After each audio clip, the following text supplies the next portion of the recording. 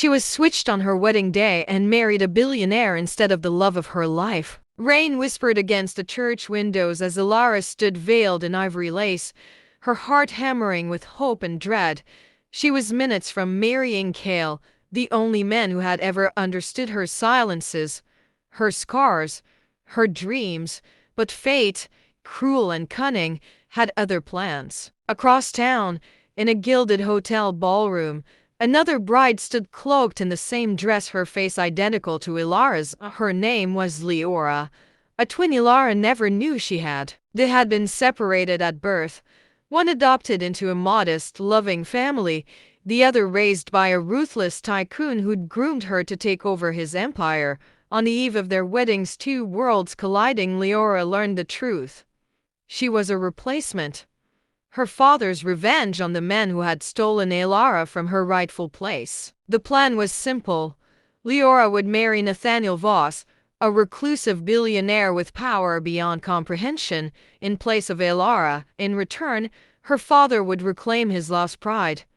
And Leora, the throne she was born for. But something went wrong. When Ilara was drugged and taken from her bridal suite, she awoke in a private jet over the Atlantic, a contract signed with her trembling hand, a ring heavy on her finger. She was told she was now Mrs. Voss. Panic twisted in her gut. Nathaniel was not the monster she'd expected.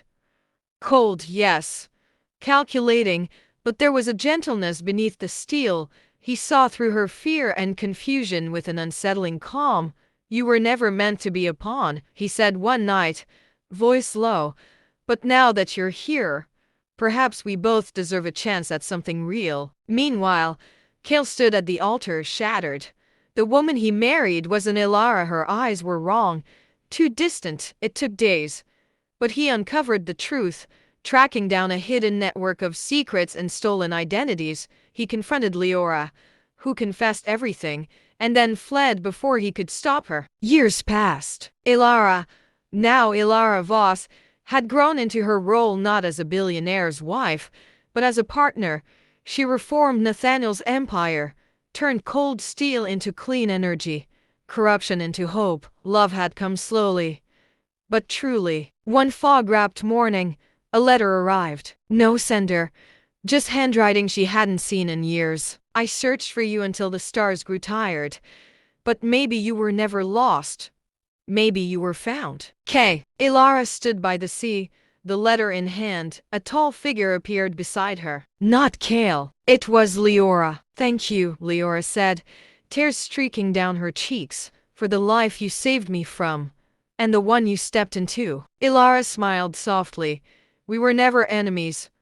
Just stories written in the wrong ink." From behind, a small voice called out, "Mom?" A boy with Nathaniel's eyes tugged her hand. In that moment, Ilara knew she hadn't been switched by accident. She had been chosen by fate, by pain, by love to live a life that was never hers.